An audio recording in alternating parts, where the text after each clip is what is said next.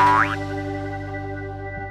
pessoal, hoje estamos aqui para a gente ter uma aula sobre o reino animalia, certo? Pessoal, o reino animalia ele é um reino onde vai haver uma imensa biodiversidade, né? Isso quer dizer que existe uma variedade muito grande de vida dentro do reino animalia, certo? A gente tem organismos que são extremamente importantes para o equilíbrio do ambiente, como por exemplo os organismos que são polinizadores, aqueles organismos que vão pegar o pólen das flores, né, dos angiospermas, como a gente já estudou anteriormente, e vão levar para outras flores para poder possibilitar a reprodução sexuada entre as plantas, certo? Pessoal, a fauna, como a gente chama os animais de modo geral, né, todos os animais a gente chama de fauna, eles são extremamente especializados no ambiente em que vivem, certo?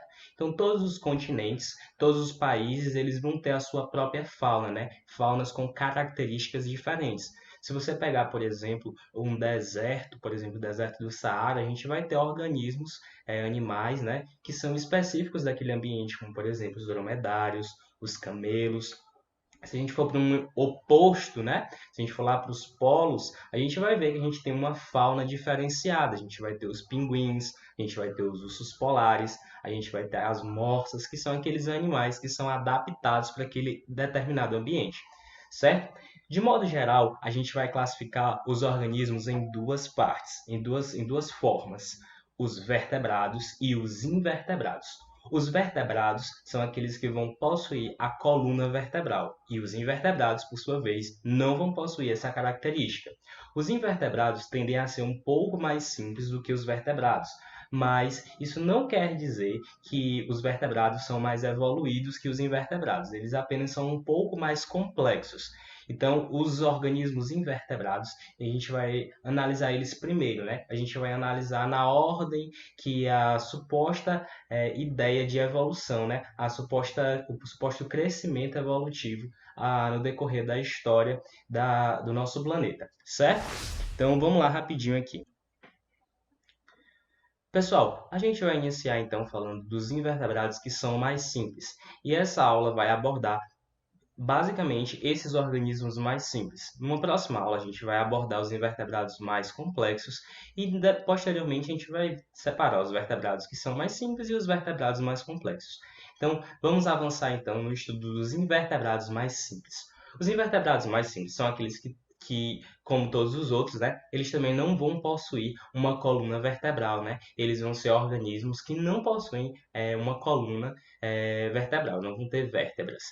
Então, eles são bastante numerosos, né? E normalmente esses organismos estão relacionados a ambientes aquáticos ou ambientes úmidos.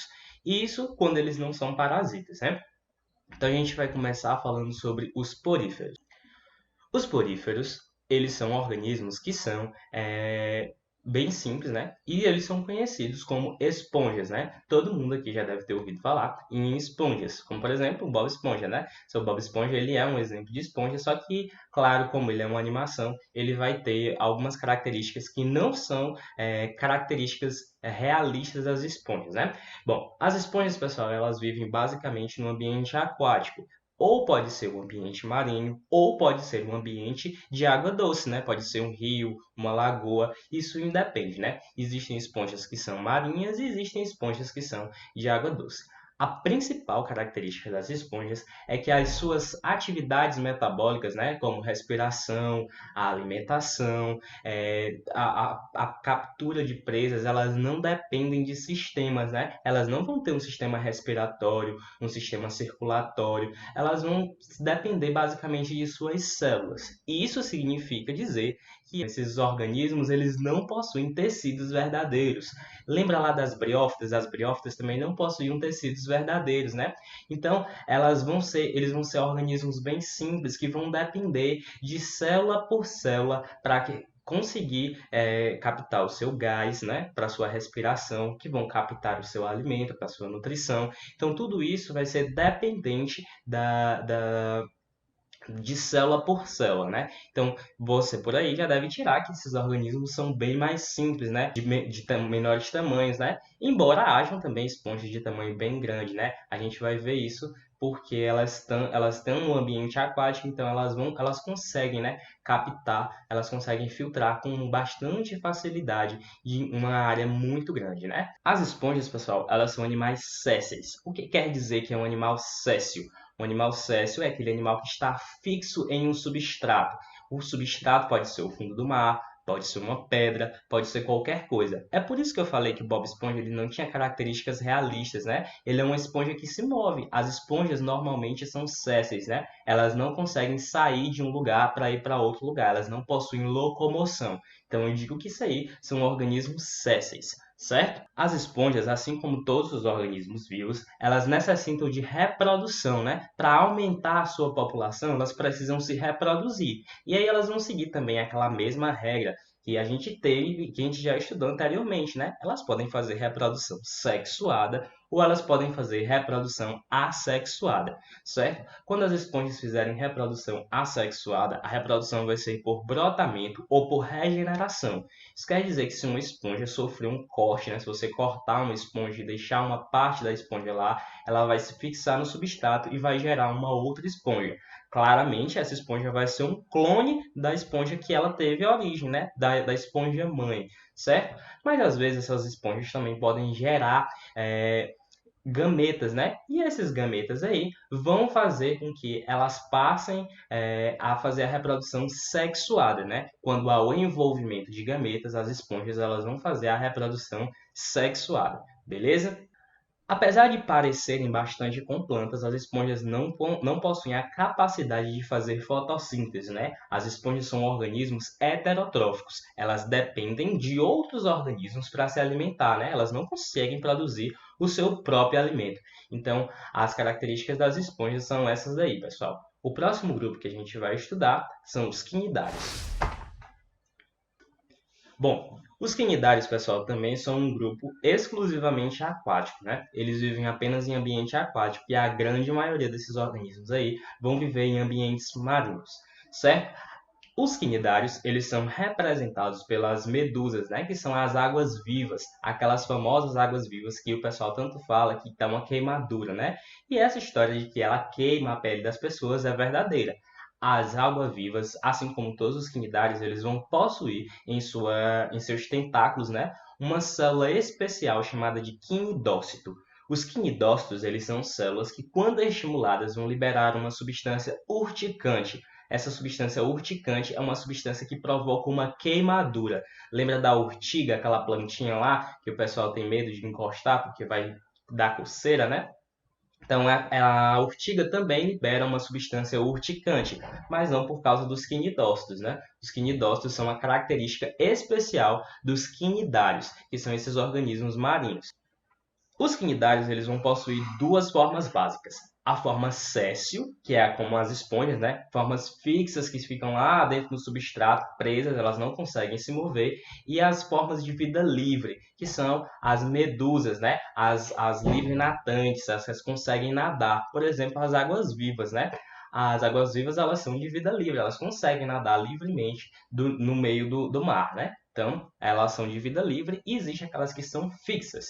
As que são fixas, que são sésseis, eu vou chamar elas de pólipo, beleza? Pessoal, os quinidários, assim como todos os organismos e as esponjas também, né? Eles fazem reprodução, eles precisam se reproduzir.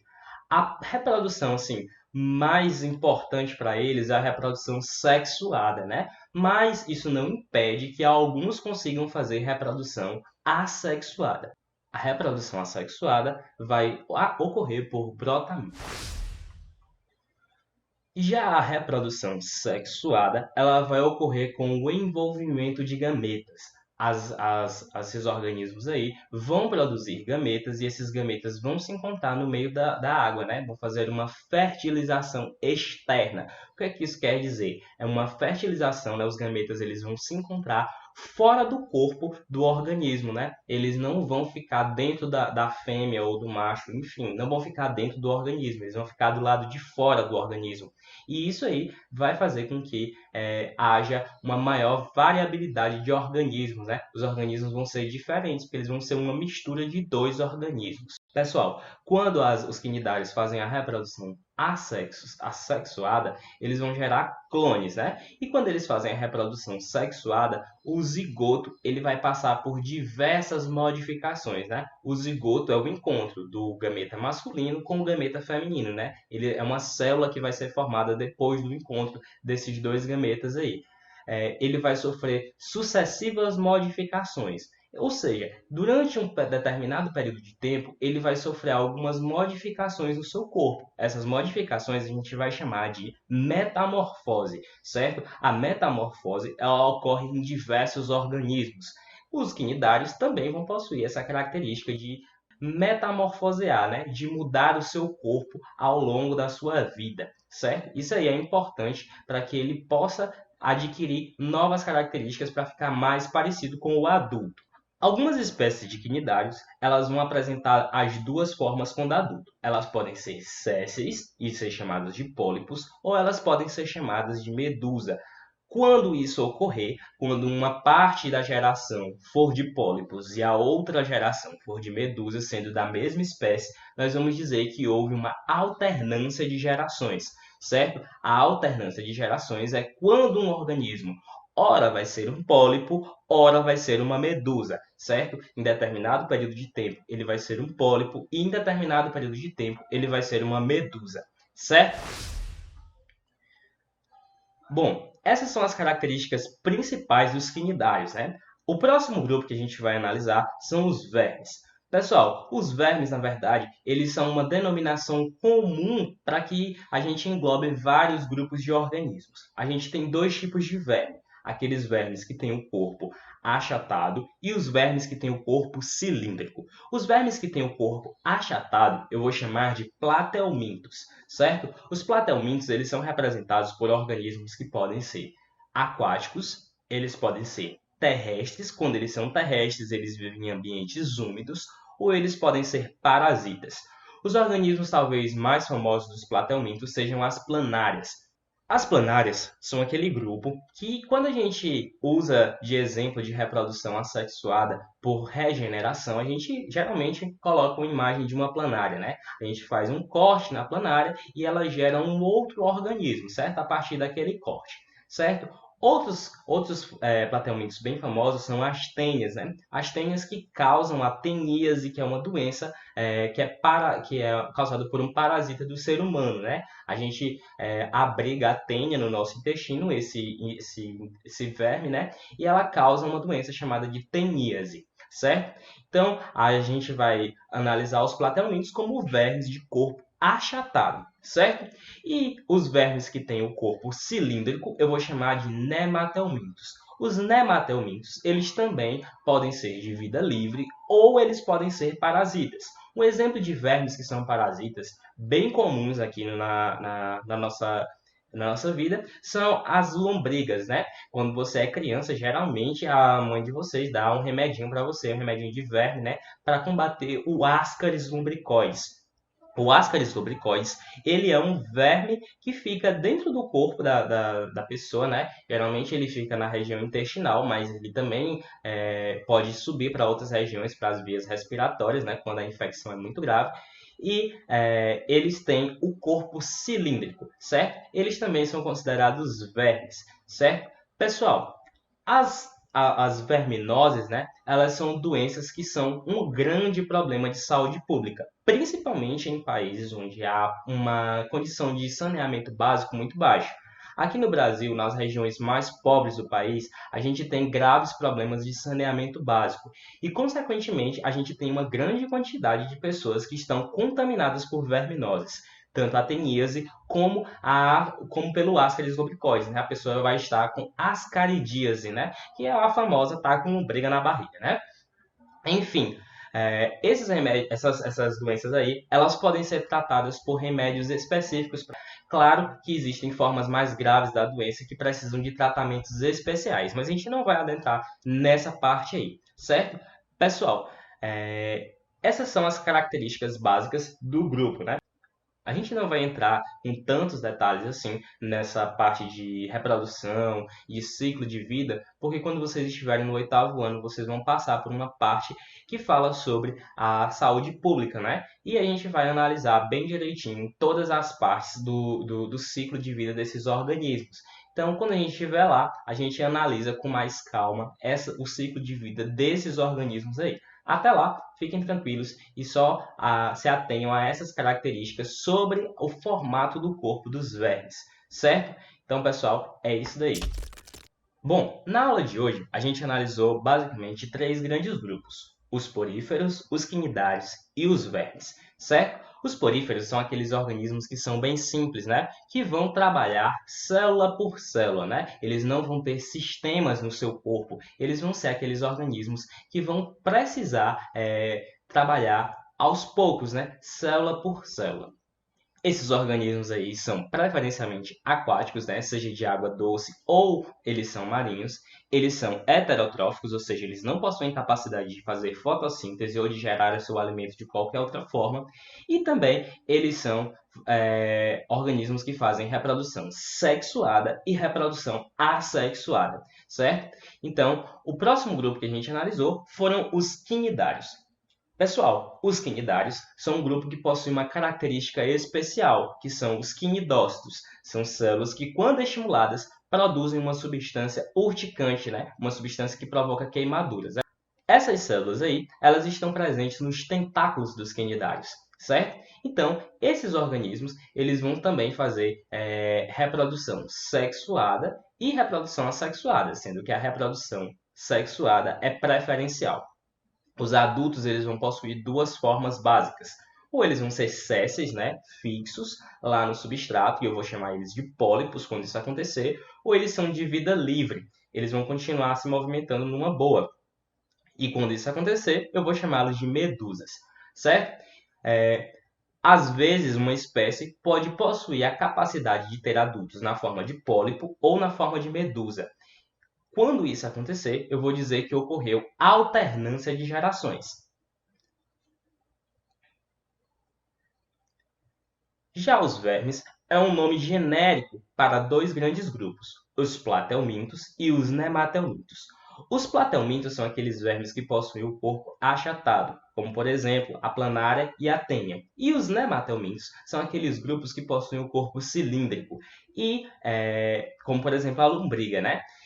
Esses 2 grupos possuem a capacidade de infestar seres humanos, né? Quando eles são parasitas.